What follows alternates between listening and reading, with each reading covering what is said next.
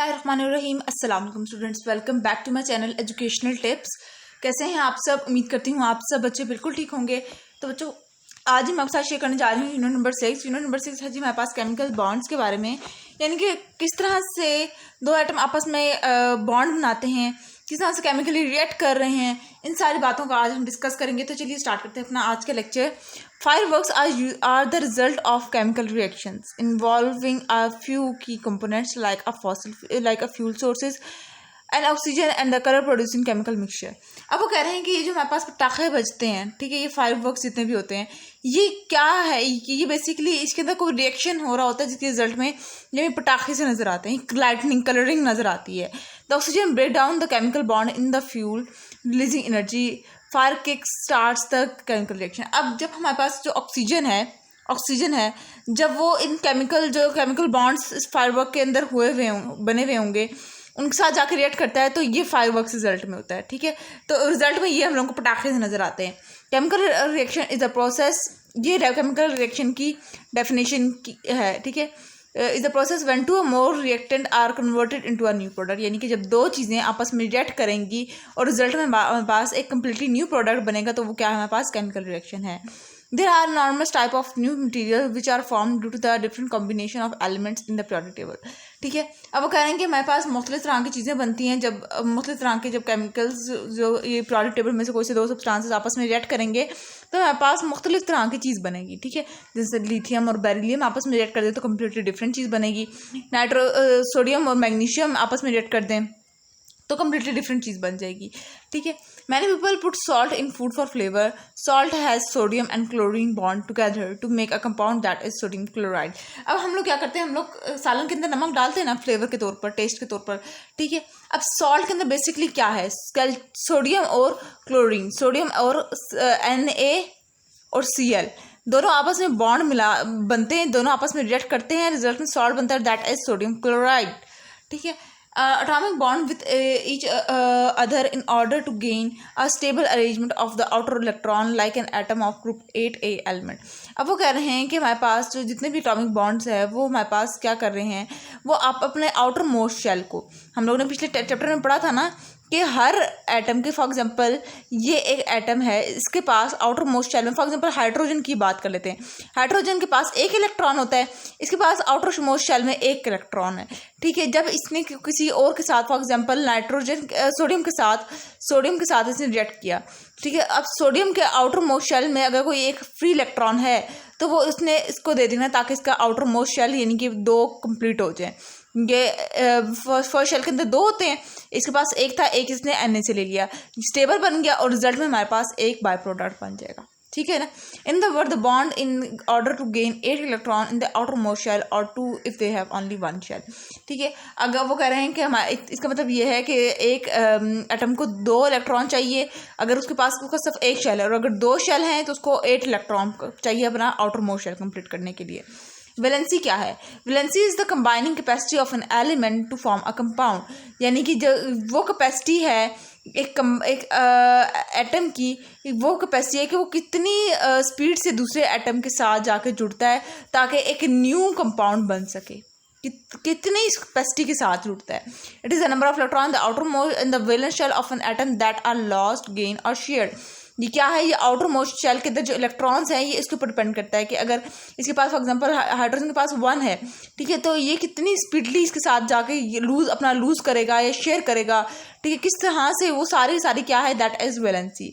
ठीक है, अब ये लोगों ने आपस में शेयरिंग क्यों की, ताकि ये दोनों स्टेबल हो सके। ठीक है जी, आगे मैं आपको एक्सप्लेन से बताऊंगी कि स्टेबल कैसे होते हैं। ठीक है जी, अच्छा, उसके बाद the group number in the periodic table is the valence number of the element of that group. It shows that the number of electron in the valence shell outermost shell in an atom.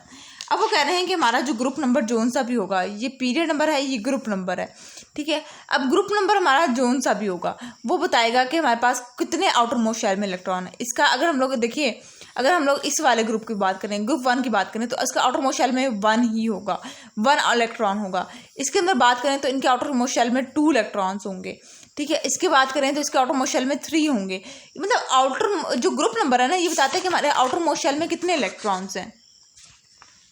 अच्छा जी, electron of group 1 has the valence number 1 means that it have only 1 electron in the valence shell, यानी कि इसके outer most shell में group 1 element, group 1A के elements के outer most shell में कितना होगा, ओनली 1 इलेक्ट्रॉन्स होगा.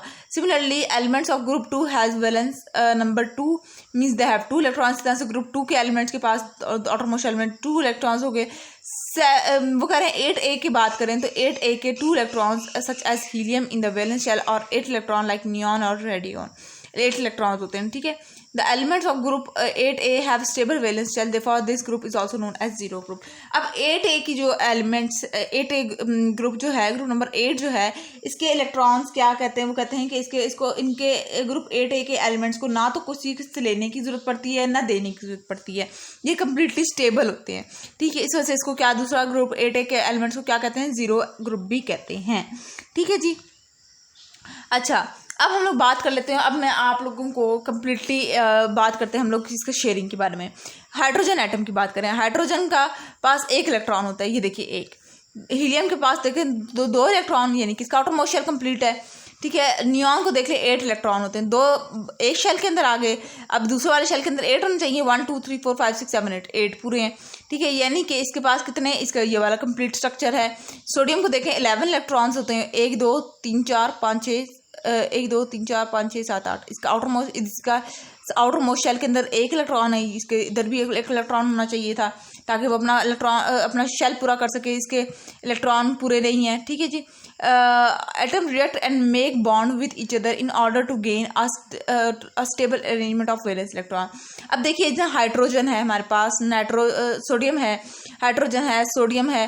ठीक है. इनके देखिए इनके आउटर मोस्ट शेल कंप्लीट नहीं है, इसको भी 1 इलेक्ट्रॉन की ज़रूरत है और इसको तो इलेक्ट्रॉन्स की ज़रूरत है. ठीक है. तो ये क्या करते हैं, ये किसी से लेंगे या किसी से लेंगे सकते हैं, दे तो सकते नहीं है, किसी से अपना इलेक्ट्रॉन, किसी से इलेक्ट्रॉन लेंगे ताकि ये अपना आउटर मोस्ट शेल कंप्लीट कर लें.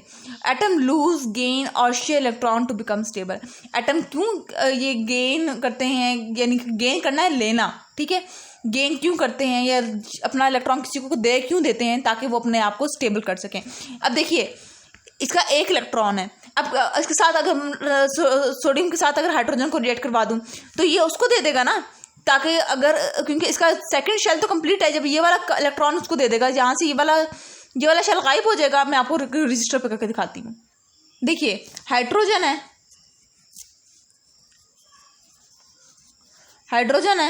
ठीक है.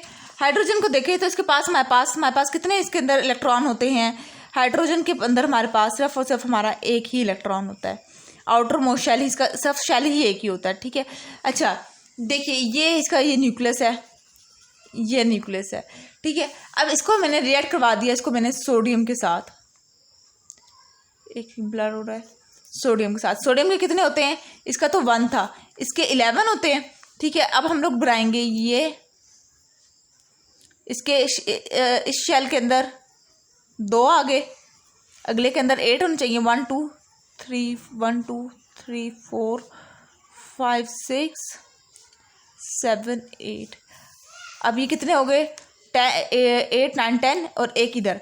अब ये क्या करेगा, ये जो है ना, ये अपना इलेक्ट्रॉन इसको दे देगा ताकि हाइड्रोजन भी स्टेबल हो जाए. ये तो इसका तो फिर जब ये इसको दे देगा तो ये वाला तो शेल रिमूव हो जाएगा इसका. देखिए फिर क्या, जब इसको दे देगा, ठीक है, तो किस तरह से बन जाएगा. देखिए अब ये इसको दे दिया.